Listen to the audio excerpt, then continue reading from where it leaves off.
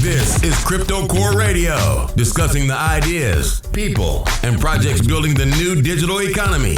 Get the latest on blockchain technology and cryptocurrency updates with your host, Lutz.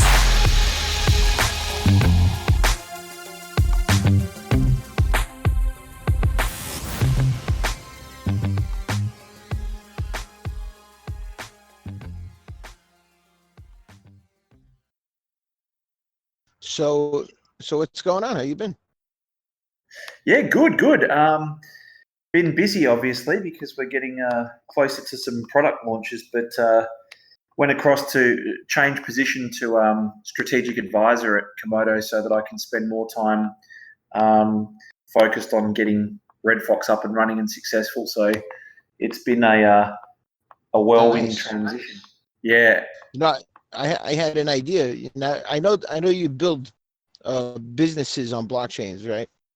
Yeah. But what if you built applications for blockchains? So not only do you do the block, you could do that as well, the service, the businesses, right? But you could also build applications on blockchains. Yeah. So yes. So say for example, you build a messenger for Pirate, right?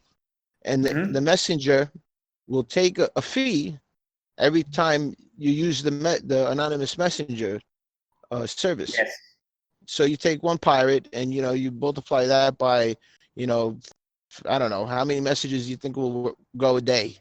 100,000 would be a great right OKR to put in, right? So 100,000 is a good number. So you hit that number and you got yourself 100,000 R. That's a nice amount of R, right? And then we have some type of funding coming in, so we could disperse it, for you, the application maker, like sort of like what you do with the businesses, right? You take a percentage. Yeah, we do that. So if I used your analogy. We will be doing that, but if I used your analogy of the R, what we would then do is we've learned something really cool from doing a lot of research on the Chinese companies. How that would work would be, for example, the 100,000 R that would be taken in each day would act as like a crowdfunding type of situation. So what we'd say is we'd encourage people to use the messaging service more and more, because the more they use it, the more R we collect, and the more R we collect, when we hit certain levels, we actually build more functionality out through the app. So people that like it and are using it are encouraged to keep using it more, because the more they use it, the more it gets developed. So, but that's it. That's more of a side effect. The main goal is for them to stay protected and anonymous 100% of the time. And by using the app, you're doing that. Yeah, for sure. I can explain some of the things that we're doing on that, but it's a very, when we started off with a very narrow type of scope, and then what we've realized is we've had to morph a little bit, and that's due to demand or not being able to meet the demands that are required of us. So as a result of meeting those, it's opened up doorways that we just wouldn't have envisaged would have actually been on our radar 18 months ago. Yep. Yeah. Well, if you got the skill in house, right? Why not? Exactly right. Exactly. So I know I have lately. We've had a lot of family dinners, and we always get around talking to cryptocurrency, right? It always happens. So try to tell them about the financial privacy is like they always have the same defense. There's a lot of bad people in the world, and how are they gonna assume responsibility for whatever crimes they do? Yeah, it's a very good question, because if you look at, again, we're very close to the Asian region because we're based here in Southeast Asia, and we look at what companies are doing in China and these massive economies that have moved right forwards as far as finance is concerned. And you've probably heard all the scary stuff, like they've got 170 million cameras around the country doing facial recognition, and Yep. you can actually get apps that actually show you people that are in debt that are around you based on physical location and GPS. So Wow. they've got a whole culture of shaming and naming, and people the people that are really for financial privacy come out and say, like, is this on? Is this good? I understand it's a measure to try and keep people honest and accountable, but this is going too far. Then you've got the whole American side of things, and it might not be finance related, but it is tied, where people say Facebook collect all of our data and Google collect all of our data, and everyone's got data on us, and we can't do anything without people. Sorry? But they still use it. For sure. That's the funny thing about it. I mean, people complain and whinge about it, but they're still on it. People actually use the platform that they're on to complain about the platform that they're on. It's really it's really ironic. But if you look at companies like Grab and the ride-hailing companies here in Southeast Asia, they're actually spending billions, and I mean actually billions of dollars, trying to set up financial frameworks so that they can act as lenders. So the interesting thing is, in the crypto space, we talk about the fact that, Australia is now saying you cannot send more than 10,000 a transaction without being flagged and audited. And yet when you look at crypto, people say, well, they're going to use that to bypass the laws and the legislation. And they're going to use it for terrorism and for drugs and for smuggling money across borders and all the rest of it. There's a really the whole way we're moving is, it seems that people are on one side or the other, but there's a whole area in the middle, this grey area, that people are sick and tired of the way that banks control our funds and the way the governments control our funds, and how high we're taxed if we're honest middle-class working people versus top people that have systems set up to try and get out of paying taxes and avoid it. And banks are getting fined hundreds of millions of dollars for money laundering. So the system is broken, and it definitely has to change. It's a matter of how and what these regulators who have so much at stake to lose will actually allow to happen. Do you think Bitcoin can make that change? Yeah, it's a really interesting one. If we take all their money away, do we take all their power away?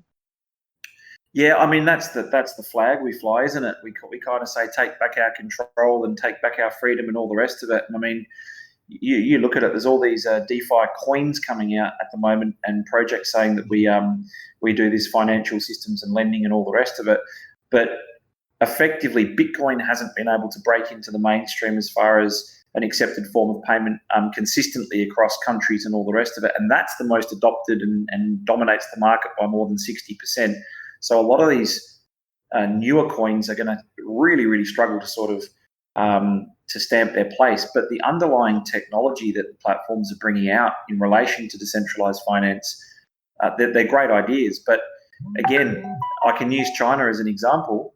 The Alibaba and Tencent and all of those guys have gone into payment systems, and WeChat has now got an app, and China is dominated by this app. No one uses money anymore.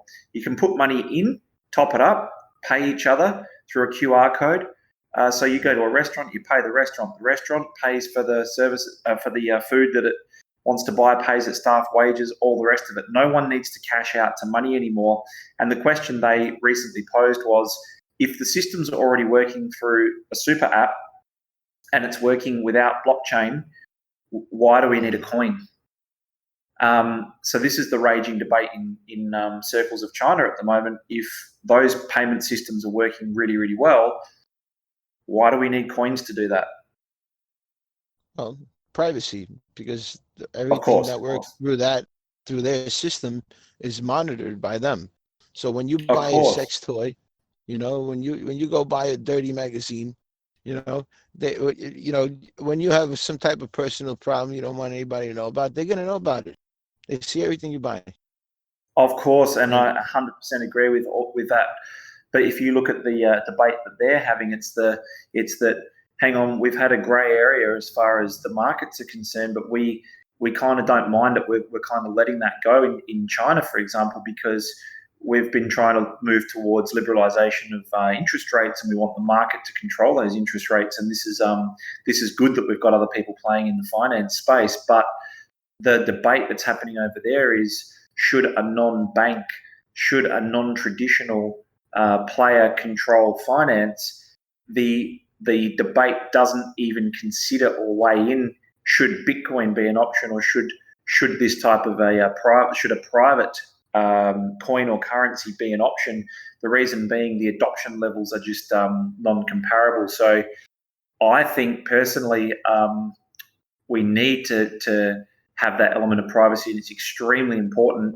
I just can't see how we're going to catch some of these other methods that are being introduced and adopted at lightning rates at the moment. I hope we can get there, and I hope that the DeFi blockchain technology puts us into the race. What's your favorite privacy coin? Well, I'm biased, aren't I? I like Pirate because of the fact that, let's be honest, it's the most private coins. I mean, if you're gonna say what's the best privacy coin, then you have to go for the most private of the private privacy coins. All the rest are sort of compromised in some way, shape, or form. But the compromise that you get with Pirate Coin is, how do you get people to list it, or how do regulated institutions bring it in as a form of payment? That's the question. But the thing is that as these laws get passed, I know that in the States, for example, lots of states are now saying it's legal to buy marijuana, for example, and a lot of these industries that were previously considered taboo are sort of starting to become a little bit more mainstream, and that's worldwide. I think the markets and the marketplaces are opening up a little bit more, and it does pave the way for a coin like Pirate to take off and exist and to have a market. It's gonna have to exist no matter what, because just like Bitcoin, they can't stop it. They know for a fact they can't stop it, because they had to tax it. They had to tax it. That's why they taxed it, because they knew they can't stop it. So one of the advisors said, "Listen, this is not going to stop. This is going to keep going. There's no end for this. There's no way to stop it right now. What are we going to do? We're going to have to get our hands in the cookie jar, right? We're going to have to tax that baby." Exactly, and I think that's been largely the perception of most of these types of governments as well. And I mean, we're in Vietnam, so we've got a very clear understanding of what the rules are here, and the rules here are quite simple, and that is the government missed out on the dot-com boom and said we were left behind, we didn't adopt quickly enough, we rejected it, we were anti these new technology movements from overseas being adopted here. So when blockchain is now coming into play, we're not going to miss out this time. We're going to be fully behind it, fully supportive. We're going to be right in it.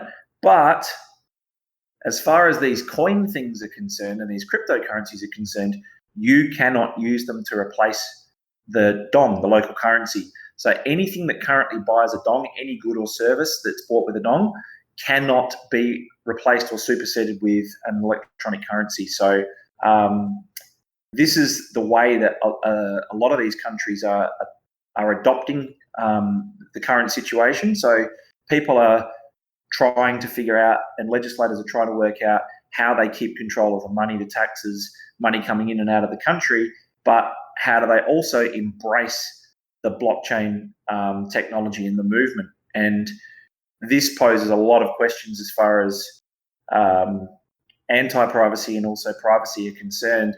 How do the privacy coins get accepted into countries that have that type of mentality? Well, I think it's always going to be through the underground first, just like Bitcoin started, and then they'll have no choice. It'll be too widespread in order to stop it. Yeah, well, this poses something that's a bit mind-blowing, actually. It kind of hurts your brain to think about it. But let's just say, for example, a country that is like China that actually measures does facial recognition wherever you go, tracks wherever you go, tracks whatever you actually do. Those countries, weirdly enough, could be countries that actually where you get adoption of this quicker, because the actual people's movements and what the people are actually doing is being tracked. So therefore, if that system actually works, what they're doing is actually much more closely monitored, and therefore there is some sort of appeasement as far as they're concerned, as far as tracking is concerned. Right. So there's a lot more resistance. So you're going to get a lot. So it's the red button theory. When the government tells you, or anybody puts you in a room and tells you not to push the red button, and there's one only thing in the room is a red button, eventually you're going to push the red button. Of course. And then when somebody, if you're doing it at gunpoint, there's more likely you're going to push the red button. Of course. Actually, an old comedy movie that Leslie Nielsen was in, he said every single door that has the word private marked on it is locked. And then someone said, "How do you know that?" And he said, "I've tried to open them all." Oh, wow. It's human nature to try and poke your nose into where you can't go, or to press the button that you don't know what it does. It's human nature. But I think the thing that's going to be really interesting is that we do need to wrestle back our control from these massive corporations that control all of our data. But the other side of the curtain, I've worked in some of these massive corporations that collect huge amounts of data, and they don't either know how to read it, don't store it properly, or don't know how to actually extract the full benefit from it. And they're just sort of waking up to the value of the data and what the data is actually worth. So a lot of the stuff that people think is being monitored and measured and all the rest of it is not, unless it's requested by a governing body or something like that. It just sits in massive data warehouses or on servers of third-party providers, and is not actually being utilised to the extent that we think it is to have these huge conspiracies. But it is a massive issue, and one that's burning at the moment. Did you hear about the whole Circle, Tron, and Poloniex issues? Tron got delisted, I heard recently. No, not Tron, Digibyte. Digibyte got delisted, but Tron bought into Circle. Circle actually owned Poloniex. Poloniex went out and tweeted that they don't hold anyone's data, that the data's held by Circle. Now, the agreement was that when you sign up to Poloniex, that you give them your data, and what then has happened is they've been sold to Circle. They've transferred all of their data to Circle, but Poloniex are still offering withdrawal services for Americans. So what happens if you lose your password? How does that data get transferred around? How does it work during a sale? Who's got our data? Who's in control of it? What are the safety? Were we advised? Were we asked if it was okay to transfer? I think one of the big issues that we have is, where is our data? Who has it? Right. And that's across every business that we interact with. Right. And mostly businesses that bank on it, are sold our data, right? So marketing businesses, advertising. Yeah. Someone posted recently, and again, you have to verify all this stuff because you don't know how much of it's true, but someone was saying that the DMV in America, one of the DMVs made $50 million a year out of selling customer data to third parties. So whether that one particular one's true or not, it's indicative of what these organisations have the ability to be able to do and pass on to people. And that's why I really like the Asian region. The Asian region is skipping traditional routes. So, for example, a lot of these people that use the WePay payment methods through an app have never actually had a bank account. And a lot of these kids that are growing up, which have had fast technological progression, and we're doing a launch soon in Myanmar, only 3.5% of the population have credit cards. 20% have a bank account. Most of these people never will. Most of these people will go straight from having no bank account to being on a payment app. So we really have a chance right now, as far as privacy is concerned, to be able to bypass the traditional routes and only need to get certain information at certain levels if you need to borrow money or you need to put up collateral or something like that. But I think it's a fantastic opportunity to bring people into the digital economy, and now it's up to the creators and the legislators to make sure that our privacy is protected. I just had a great idea for an app. So you have a credit card. You know the way you use credit cards right now. Well, how about for the next Pirate Festival? Hopefully by then we have some type of POS system set up where we could, people could get some special card or medallion with their private and public key on it, or somehow digitally, just people could scan it over a scanner, and they pay for everything on the island. So you could top up your wallet, and then you can go around and pay everything with your medallion. Yeah, that exists already. It's already very popular in these regions. In fact, the first ever DICO, which was run by Komodo, which was actually in a down market, so it wasn't a good time to showcase the tech. But the company that did it was called Block Nation, but its parent company is called Pouch Nation. What it is it's a rubber wristband with an NFC chip in it, and what you do is you top up before you go to the concert, and then you just scan the wristband and it pays for your food, accommodation, can pay for travel expenses, everything. So the idea was to extend it so that if a person is flying into Hong Kong to see a band play, they can literally book everything online before they go, and then once they actually get there, everything from transportation right through to hotel to concert to everything they do, they don't have to worry about buying the local currencies and foreign exchange and all the rest of it, because they can literally do everything through this NFC chip on a band. So there's some pretty cool stuff like that happening at the moment that's really taking off. There's lots of festivals here in Vietnam that accept nothing but wristband payments. Damn, I thought it was an original idea. That's the funny thing about tech. I don't think there's anything. Everything's just repackaged. But it is a good idea. I mean, like I say, and going back to the WeChat example, I've been saying this a lot lately, and I'm going to keep saying it because our company's changed our philosophy to think this as well. And that is, we've realised in this particular region of the world, especially, it's a great showcase for it. If it's not on your mobile phone, it's not going to get adopted.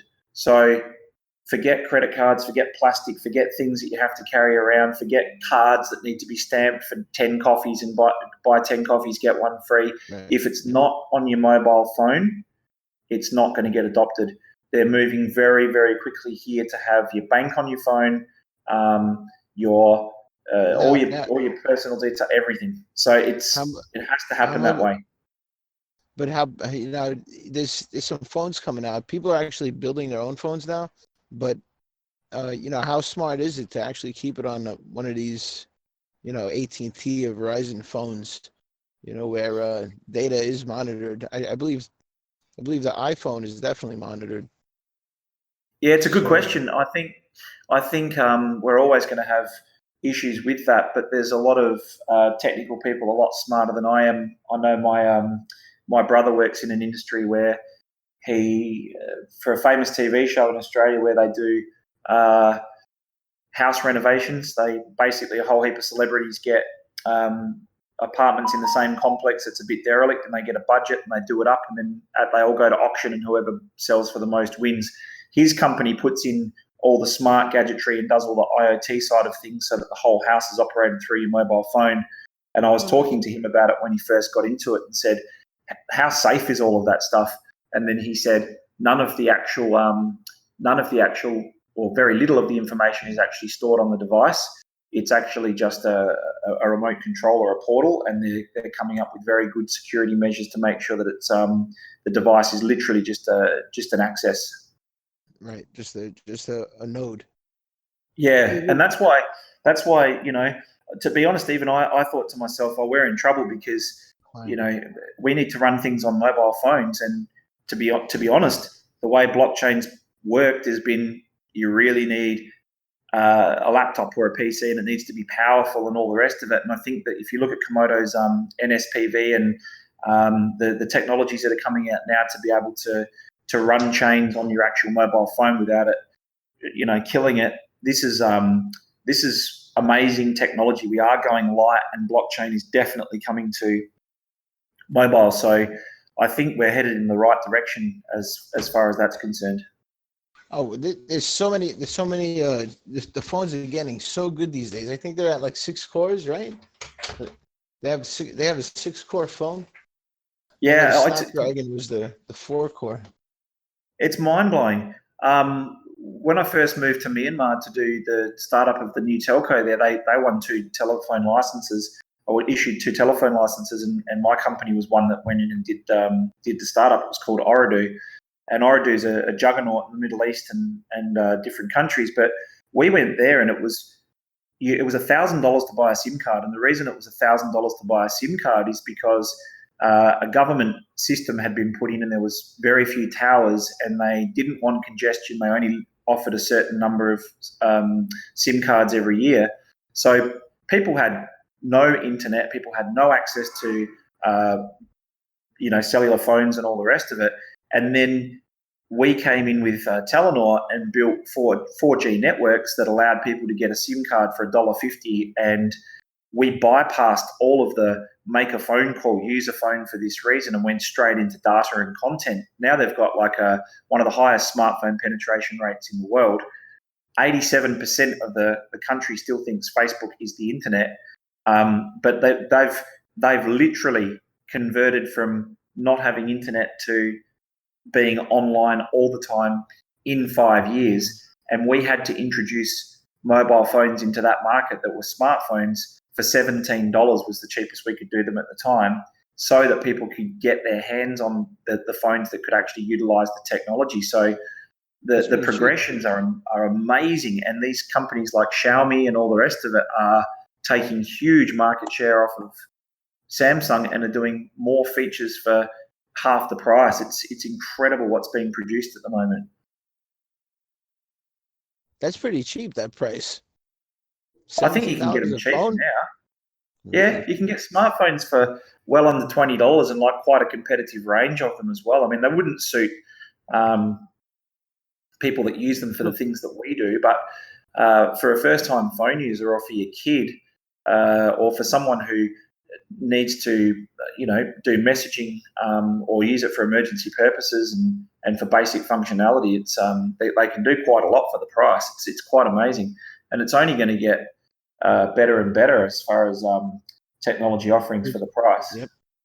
Yep. So what do you think people's biggest danger is? I always say, a person's biggest danger is himself. Agree. So what? How do you think people out there could be a little more anonymous and stay a little more private? Like, what do you think that? What do you think they could do now that most people are not doing? That's a great question. I think that people have that society, the pressure that society puts on them to be part of Facebook or to be on WhatsApp or to be on all of these things that all require you to give up your information and a whole heap of your personal details. So there's the social pressure is different than the underground pressure. I know that, again, my father and brother are both deep into technology, and they're both don't really have digital footprints. And if they went through that, you remember a few years back, Google brought out the whole right to forget, and you're able to apply to have every single trace of you online wiped.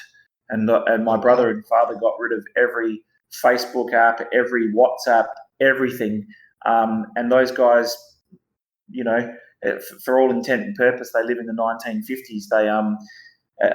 That's what you'd think anyways, because they're underground, and you think they'd have no way to communicate to each other but through tin cans and string and all the rest of it. But they use encrypted apps. They use high grade security stuff. Now, for a person like me, a normal person, I find it extremely difficult to be able to participate and protect myself. Right. And I don't think Same there's any here. shame in anybody saying that.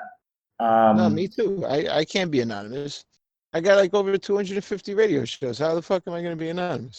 Yeah, well, I mean, exactly. I mean, people like ours, we can't. But for the person who wants to go anonymous, it's a very good question. I mean, I'm probably the last qualified person to comment on it, but I know that it's extremely difficult. And with all this type of electronic currencies and also cryptocurrencies and all the rest of it, if we're responsible for looking after our own keys and our own wallets and our own money and all the rest of it, that's why people pay banks, because we're generally not capable, or it makes us targets. So I think we've got a long way to go and actually control our own security. Where's all the real men gone, man? Where have all the real men gone? I don't know. I think, even when you pay someone, like for a person who's not overly technical like myself, you always worry that even when you pay someone to work for you or to work with you or to protect your security or to take care of it, you always think to yourself, when a person knows more about me than a particular subject, it's hard for me to check whether they're on the straight and narrow. I think in this particular age of where we're progressing and where we're going to, it's healthy to be a bit paranoid. Yeah, right. Well, in the hacking world, the pirate world, paranoia keeps you safe. The more paranoid you are, the better off you are. I think it's totally right, and I think for people like to go back to your previous question, for people like me, if I want to remain anonymous and completely go underground, I think I've got two clear choices. I either get someone that's extremely competent that I can trust to help me and to be able to set that all up for me, or I have to learn how to do it myself, which I have looked into. And I think at this particular point in time, the amount that you need to learn to be able to do that requires significant time and effort. And I think there's no real, there's not a readily available products that allow us to be able to make that transition ourselves with limited knowledge at this stage. But if people say that that's wrong and they've got ideas on how to do it, I'd say please contact me. I'd love to know. Well, is it just is it network security you're looking for, or the whole web security as well? I'm talking like if someone wanted to go and take complete control and care and all the rest of it, how do they do that and know that what they've done hasn't put them in a compromising position? It's more about the ability to validate what you've done as opposed to doing what you need to do. How do you validate that what you've done is working?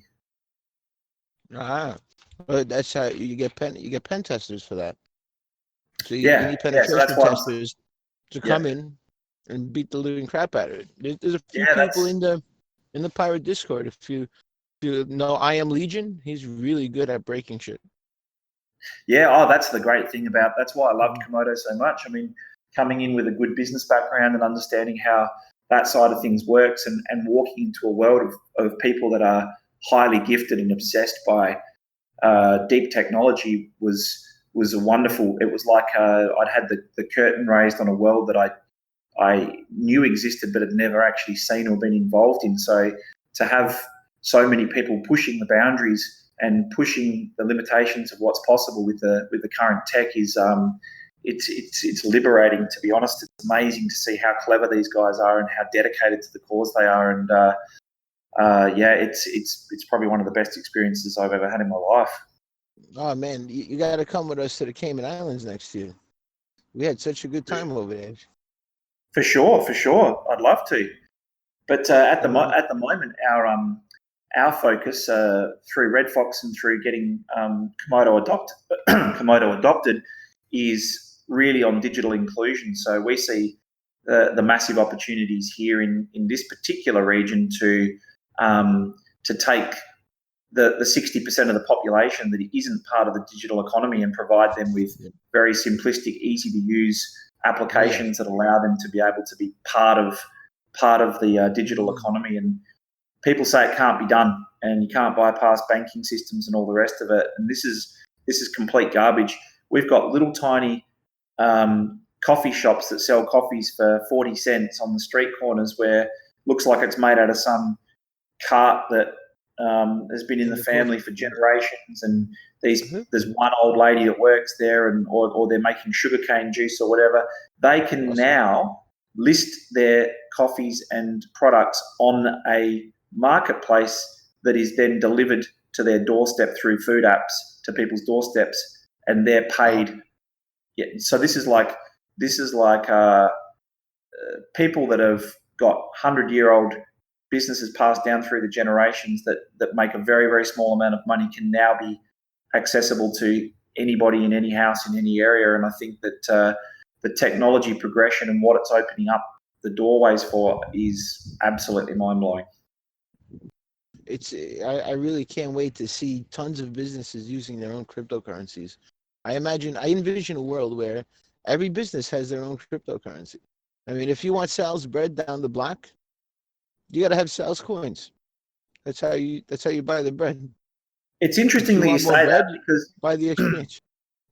Yeah, it's interesting you say that. I'm not quite sure, to be honest, how that part of it will work. But you imagine, like, we're doing a rewards and cashback app now, right? We're about to launch that in a couple of months in Myanmar and then Vietnam and Philippines. Now, that app basically allows you to watch videos, do surveys, give feedback, buy stuff online, and you get points, which are converted into dollars. So this is a concept that's been done to great success in other countries. We've got some big partners, and our partner in Myanmar has more than 11 million fans, so they're one of the biggest brand and content platforms. So we've got a huge audience and a huge market. But to your previous point, the interesting part is, in a country like Vietnam, when we launch, it is illegal for us to have a cryptocurrency as the form of payment, because we can't use that to buy goods or services. So we've had to work out how to make it a points-based system that you'd use Facebook to register through. It's and the person would just be looking at a button that says redeem, earn. So simple buttons. Underneath would be the key that they don't even know. But the key would actually sign the message. So we're actually sending coins, shadowing the movement of the points. But at the point of payment, when they press redeem, the coins go back to the original bucket where they came from, and we settle the transaction through fiat. Now, people might say, well, that's not ideal, and that's not helping with the adoption. Well, it is, because a lot of people are using the coins, and people don't even have to learn how to have a wallet or what a coin is, and they don't even have to worry about what's happening on the back end. But we have to come up with bypasses like this, because any type of, and this is why most of the coin, those types of rewards and loyalty coin programs are failing in the region, is because it's illegal. You can't actually use the coins to pay for stuff. So the rules and legislation dictate to us how those coins will be adopted. And I think from talking to a lot of the governments here, most of these countries are moving towards the same principle of making it so that you cannot use a cryptocurrency in place of the dollar. So I believe, in my heart of hearts, I believe, especially for this region, that there'll either be one or two cryptocurrencies that become the accepted currency, or the tech will be used, but you won't be able to use cryptocurrency as a form of payment. Well, it reminds me of Incent. You ever heard of Incent? It was a Waves. I don't think they're running anymore, but they had the same type of reward system as well. You should check them out. They were doing well, but they had an issue where the developer ran away with all the funds. Right. Well, that's the good thing about the way we're doing it. How we do it is basically we send our Red Fox, which gives utility to our coin. We send our coin to an address which effectively acts like a burn address, because those coins can never go back into the retail marketplace. We have everybody that starts an account gets basically a whitelisted address the coins that they earn get sent to that address, and the only place that that address can send to is back to the address that they came from, so back to the original bucket that gets topped up. So these coins can never really go back into normal circulation. And the good thing is, we've come up with a clever way to make it so that if someone hacks your Facebook account or does an account takeover attack of the database that contains the points, without the actual link to the actual coins underneath, they're worthless. They can't be resold on the secondary market.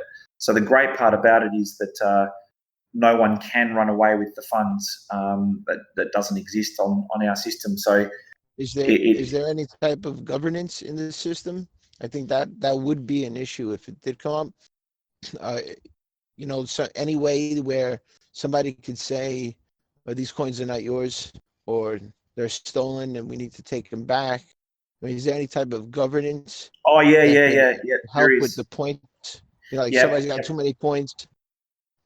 Yeah, absolutely. There's all sorts of different governance mechanisms, and also at that level as well for from bots and from there's lots. I won't go too much into that side because it's something that we're very mindful that other people will do as well, and we want to make sure that everything that we're doing is kind of a first on Komodo as well. But the thing is that we put a lot of time and effort into it, and it was probably a little bit more complicated on the underneath than we would have liked because of the fact that the legislators have made it difficult for this part of the world to do that. But for example, there's certain things we've said, like you cannot transfer points to another person. As soon as you transfer points to another person, it's like a whitelisted wallet to a whitelisted wallet.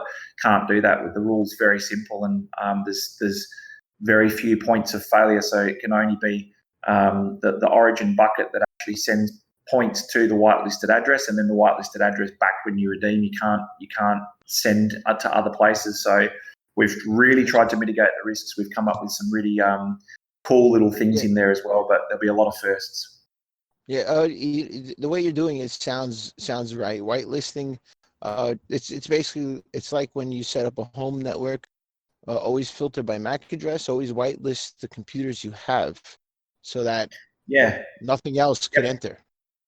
So you're on the right track. When you see it, it's a little bit more complicated, and there's a little bit more to it, but you're 100% on the right track. I mean, this is something that it's a massive problem in that industry. Even in the airline industry last year, $4.3 billion worth of points were stolen from dormant accounts, amalgamated and then sold on the black market. So it's a massive industry. So once again, Komodo's tech is going to bring to market a solution that deals with a lot of the industry issues, which is really good. So we want to make sure that even though the end users of our products see them as familiar products that they kind of know about or have already dealt with before, but the differing underlying technology is something they don't have to know about, concern themselves with, or to learn. And I mean, we've also got a game coming out very soon that's just being integrated now. We built it blockchain side first, and so it is the first NFT game that will have 100% gameplay logic on the blockchain. Again, only Komodo is capable of doing this type of stuff. So really, we're very happy to release that. Ethereum EOS, they can't do this? No, this is like when you're talking about putting all of the logic on the blockchain, it's pretty heavy stuff. And Komodo obviously has some amazing capabilities as far as transactions and as far as security and as far as interoperability is concerned, and it's kind of a showcase of all of that. I guess the interesting part was, first we had to make sure that the blockchain side of it worked, and it did actually do what we thought it could do. And JL and Dempsey and all these guys are like absolutely incredible at what they do, obviously.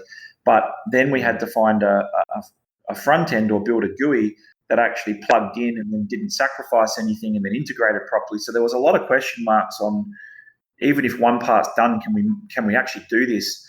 And then the integration to the blockchain with the actual front side of the game started a few days back, and the two pieces have clicked together. And to their credit, these guys have created something that's just absolutely phenomenal. The front end of the game, people would look at and sort of say, okay, it's pretty run of the mill. It's like a standard everyday average game. It's not supposed to be a $15 million huge interplanetary war game or something like that. It's a showcase of technology, and this will really open up people to wanting to build NFT games on Komodo. That's Komodo is amazing, and I love the fact that, and I don't just say this, I've been in Komodo a long time for a reason, because it's amazing. If there's one certain aspect I love about it, is the fact that if Komodo breaks in any way, your asset or your token or your coin or your asset chain is not affected at all. You're still up and running, unlike Ethereum, Waves, and all those other ones. That's my favorite feature of it, and I could understand by it being so independent how it would have so many more options for it. There's a lot more pipelines at that point where you could do a lot more things when it's separated from the chain. You know what I love? I love the fact that the devs in Komodo, like my favorite part is the stuff that it's like they never say we've done enough or we've created enough. They never always moving forward. They're always pushing. Exactly. And the thing is that when you surround yourself with other people that have the same mindset and want to push that envelope and want to be the first and want to do something that hasn't been done before, it's quite inspiring to be around. But I love the fact that I can go to any chain and say, can you do this? And they go, not yet. But at some stage in the future, maybe we'll be able to integrate with another chain, or we've tried it and it doesn't work, or it's not possible. Or you go to Komodo and you say, this is what I need to get done. And they say, well, this is when it will be ready. It's a matter of how much time it's going to take, but it's all possible. You know who's the guy that built the first SuperNet website? Who? Oh, you were? Me. Yeah. Really? I built me and Nosh. We got together, and I built the first SuperNet website. I always like saying that because it makes me feel special, because that's how much I love Komodo. I mean, think about it. If it was a shitty coin, you think I give a damn what I did for it? But look, being part of such an awesome project, I mean, I feel blessed. It was awesome. It's amazing, and I think again, to use another Chinese reference. This is why it'll be very popular, and why it is popular in China as well. But China said in the beginning we wanted to catch up with the American companies, and then they said, in the days of sales, it was all about where your shop's located and where the best. It's about location. Then they said in the PC internet era, it was about traffic and click-throughs and how much traffic you had in the mobile internet era. It's all about time, getting people's time. And what they said was, when we caught up to America, a lot of these big companies, we sort of thought, oops, what do we do now? There's no playbook for what comes next. So it was messy and it was trial and error, and we've had to innovate and scale as we go. The interesting part about that is Komodo, people get frustrated because they say it doesn't market well enough and it doesn't advertise itself well enough. And as I've said a million times before, it's almost futile to spend a lot of money on marketing something that you don't sell, because there's no way to recoup that money. You're better off to spend it on the development. Right. But of course, it's a chicken and the egg, because you need adoption. Right. And the thing is that Komodo is like China in that reference, in the sense that it's caught up to what the other chains can do some time ago. And now it's saying, how do we innovate when there's no playbook? What do we do next? Where can we take this? And this open collaborative approach, to an outside eye, might say it's a bit messy, or what the hell are they doing, or how come this is like, it's effectively an innovation hub and a platform for innovation and creation. And once you get your head around it, people's minds get blown at what Komodo can actually do, but people have to be a little bit understanding of the fact that they're in territory that hasn't been charted before. Right. There is no play. To be fair, I believe Komodo is way below value, and this is not financial advice. I was thinking of relabeling my show to "This is not financial advice," just to get that out of the way. Well, I think as far as the value is concerned, I think that the markets don't have an actual value yet for crypto. They're all speculation, because the thing is, if you do some real research and go in and have a look at blockchain companies, like blockchain revenue, like what are the top revenue generating blockchain projects, the majority of them, I think almost all of the top 10 or 15 don't have a coin. And they're not projects that you would think, I know that project very well. They're like, you're thinking, what the hell's that? I've never heard of that. It's quite surprising. So the thing is that in the traditional world, it's based on revenue, and it's based on either top line or bottom line or a mix, but it's based on how much revenue is coming in. These companies don't make money, don't sell anything. That's why when we did Red Fox, we thought, as I said to you, Linux needs a red hat, Komodo needs a red fox. If we can build enterprise businesses and normal businesses on top of Komodo's platform and technology, even though it's an open source platform, it gains value the same way Linux did. Right. Well, I'll disagree a little bit with the marketing side. I do believe that, marketing should be a little more prevalent. Just because you could do a lot with a little money as well. You don't have to spend a lot of money to do marketing. And if you think about it like this, how many people do they have in their Discord? We'll say 3,000. I'm sure there's like 10,000 or something, right? Yeah. We'll say 3,000, right? If you get 1,000 people to put out a tweet, you just got your money back, like, or you got your money at all. That's an income stream almost, because that kind of work to do manually costs a lot of money. On top of reaching out to people, but you have everybody in the community, so you're right. You have to use them. Right. However, very powerful. The messaging side of things is very, very, very interesting, because people will say, like, look at Chainlink, for example. It's this amazing project and it's got all these partnerships and all the rest of it. And for all intent and purposes, it's one of Komodo's modules, right? It's a part of what Komodo can do. So the thing is, it's at this stage, when you offer as much as Komodo has and as much as Komodo can do, you've got to be very, very mindful about it's a process of education, and it's a process of allowing people to understand what is capable, what it can do. And the interesting thing is, if Komodo does ever go out and say, we can do this, or we've come up with this, people say, really? That's a solution that someone just raised $150 on another chain to try and solve. Are you sure? And then they go, I've never heard of Komodo. So it's also a matter of, let's be honest, if you put 10 dot points down on what Komodo can do, people would say, that's impossible. How's that even possible? So it's really about the education of the markets, and the markets maturing as well, because people are still chucking $50 million into that to solve a problem that's been solved 10 times over in different chains already, because they just don't know. They don't know what's been done. They don't know what is possible. And if it was like maybe 7 years ago, you would know, because there weren't that many coins out there. But now you just can't keep up with every single project. There's just too many of them. It's hard. That's why with Red Fox itself shouldn't really do too much marketing at the top level, because Red Fox at the top level will be the company owner and the creator and the umbrella of the companies underneath. But the companies underneath will be able to sort of give Komodo that extended marketing push, because it will be powered by Komodo, and it will have Komodo under the hood, and it will have transaction volumes, and it will have usage and all those wonderful things. But and we're not far now.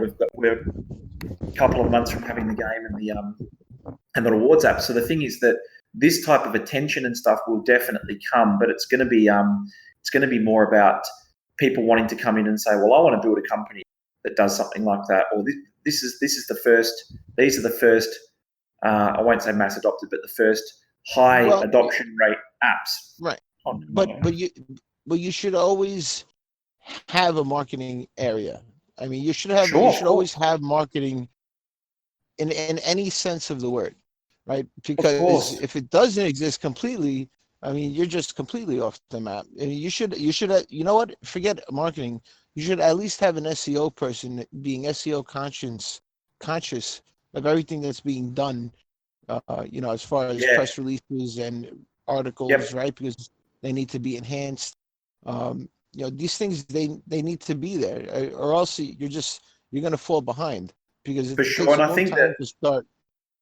Takes a long time to build backlinks and try ranking for specific keywords. SEO is a very long process.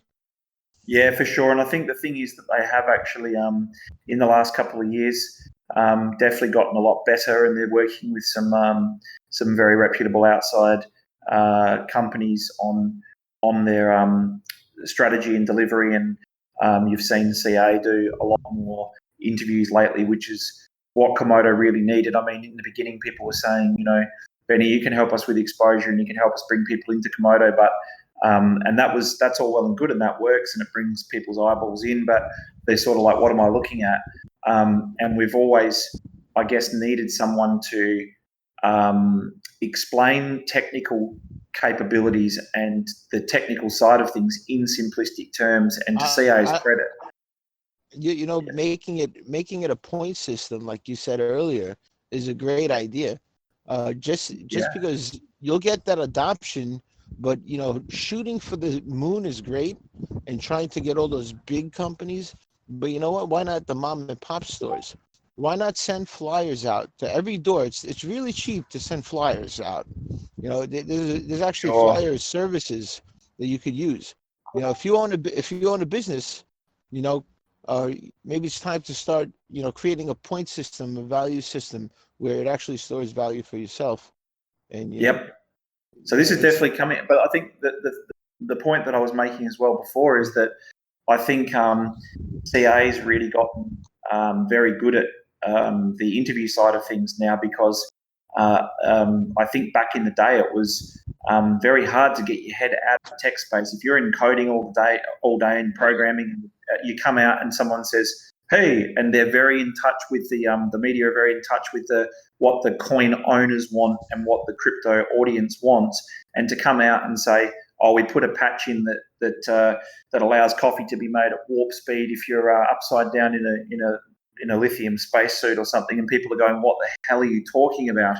So now he's gotten very, very good now at understanding the mainstream side of things as well, and he's being able to break down what we're doing technically into simplistic and easy to digest terms. And I think that's definitely I think the education piece is definitely coming along very, very well. And hopefully when these apps that we've got that are coming out and some of the partnerships that we've got with big companies coming up, that's going to mean that we get more usage and exposure for Komodo. So I think it's going to come together very nicely.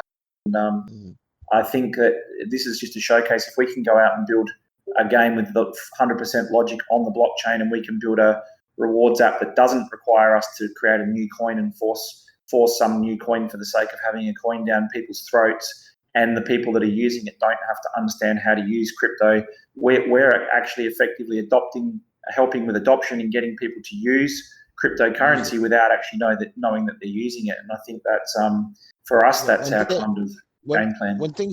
When things get a little more advanced in the future and people understand cryptocurrency to the point where they're using it like a credit card, then you can see my vision after that, where everyone's going to start having their own cryptocurrency.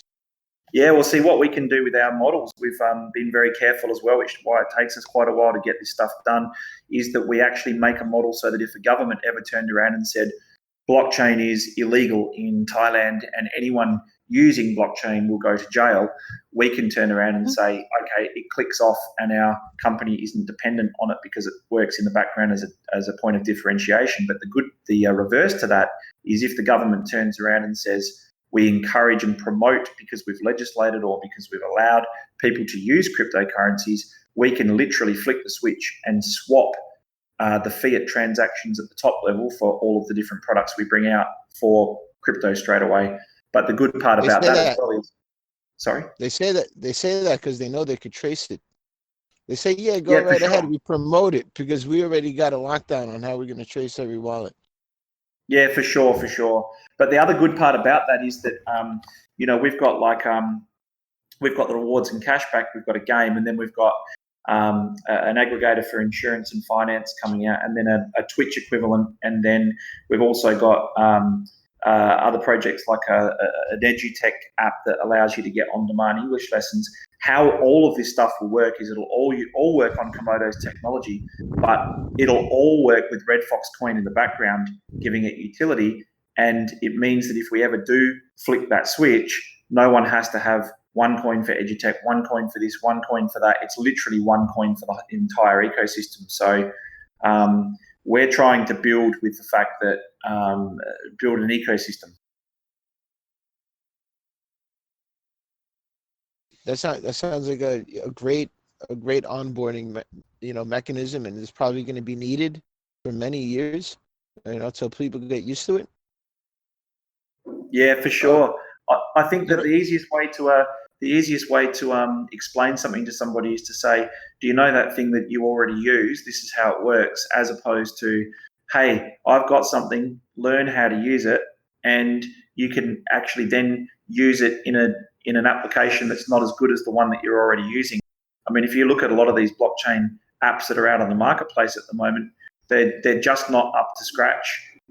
Parochial people or early adopters or sneezers will trial it and use it to say that we're proud to use crypto and we're progressing forwards and all the rest of it. But very few, hand on heart, can say we've provided or produced something better than what you're already currently using, and it's worthy of replacing what you're using. So this is where our method is very different, in the sense that we're trying to do it as a base layer differentiation.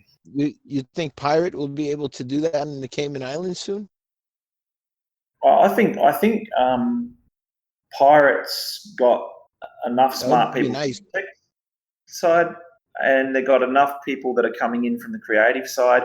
I think that I'm really interested to watch that project. It's one of my favorites as far as the potential is concerned, and to see how they're going to navigate their way around legislators and all the rest of it. But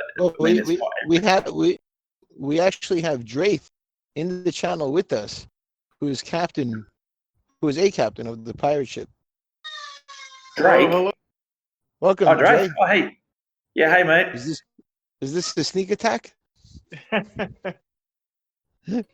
How's it going?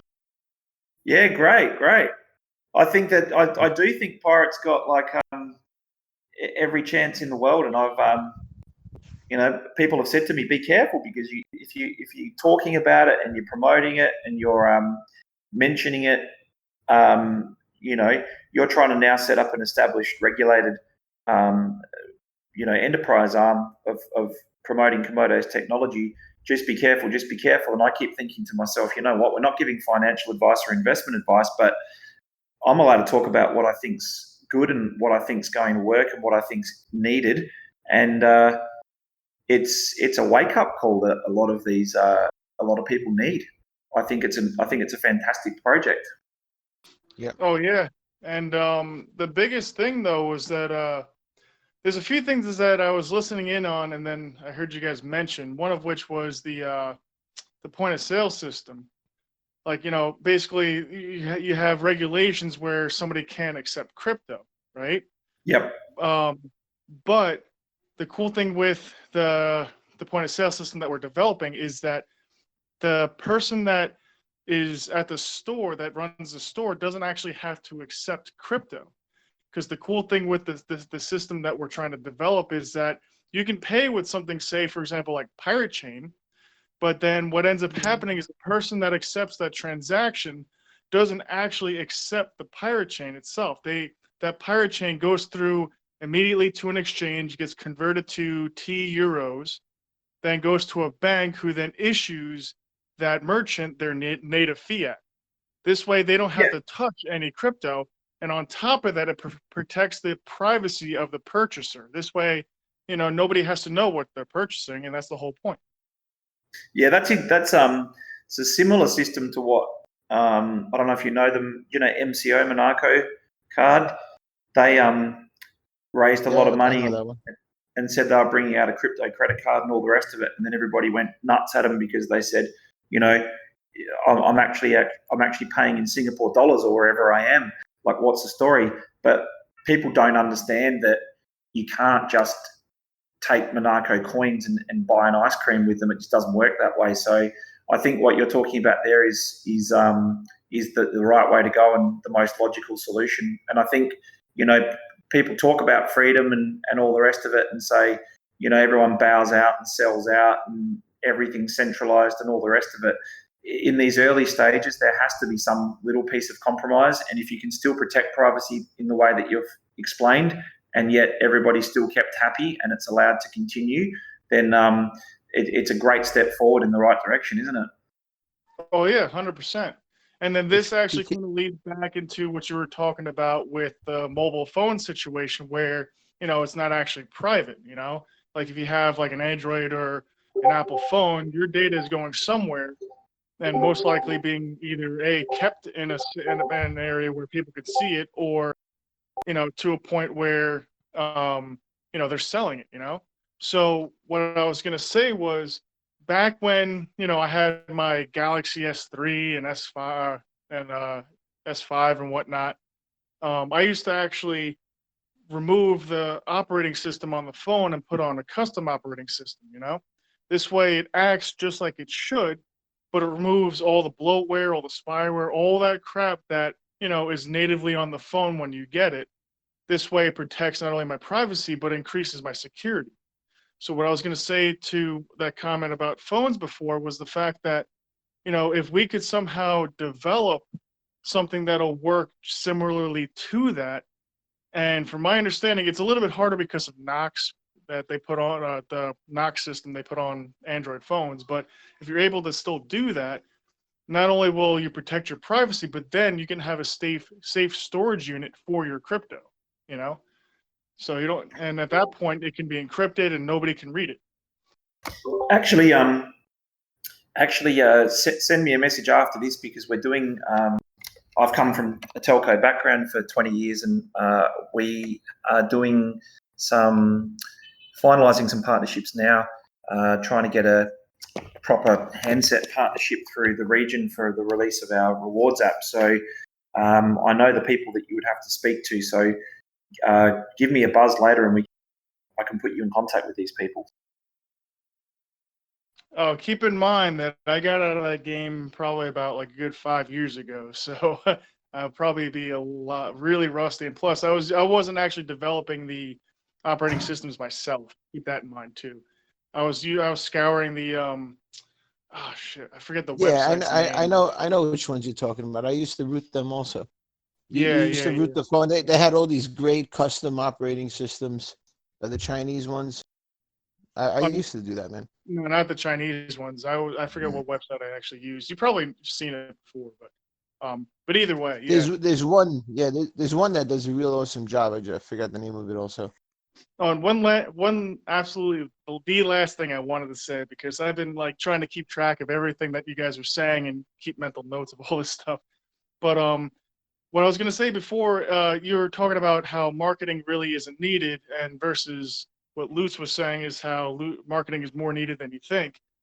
Here's what I've realized after, you know, managing Pirate and then, you know, managing a ton of other stuff like throughout life in general, including like I used to own a automotive custom shop and stuff, to where if, you know, Komodo can have all the developments they want, and they could have, you know, barely any marketing budget set aside to, you know, do what they need to do. But the problem is that with the way that Komodo is marketing, they're just like Pirate, they're marketing to an echo chamber.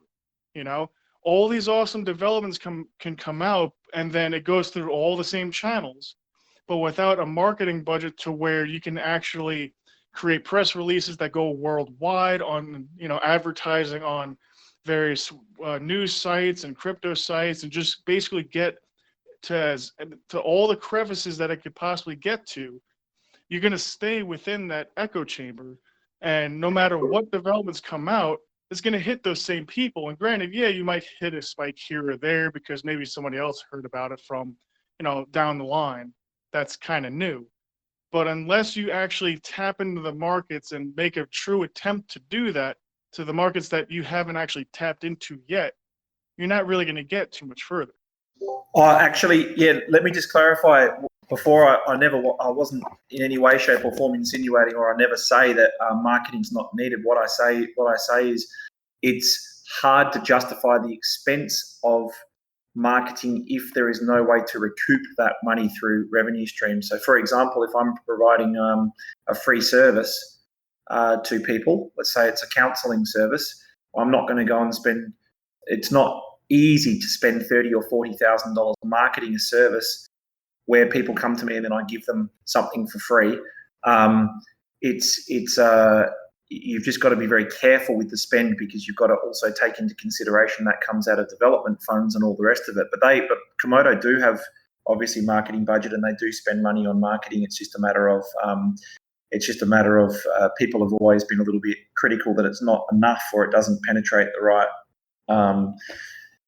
audiences and all the rest of it. So I think it's like I say, the message needs to be very clear on what they go out with as well, because there is just so much, and you could spend your whole day just retaliating to other people.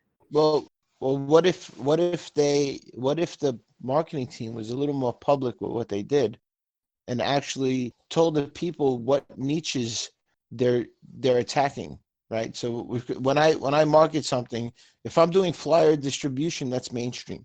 Right, so we're going to try to get some more mainstream people on board by utilizing flyer distribution services, right? Or we post something on a crypto website like CoinPayme, what CoinDesk, right? I think it's like thousands of dollars to post something on CoinDesk. Or you could post it to CoinDesk, where the same people who know you are just going to listen to the news and just take it with a grain of salt. You see, but sure. They still do need to hear it. So you still need to appeal to all the markets. So as they attack every market, and however they're doing it, get the people involved, because I've noticed I get a lot of great advice from our community.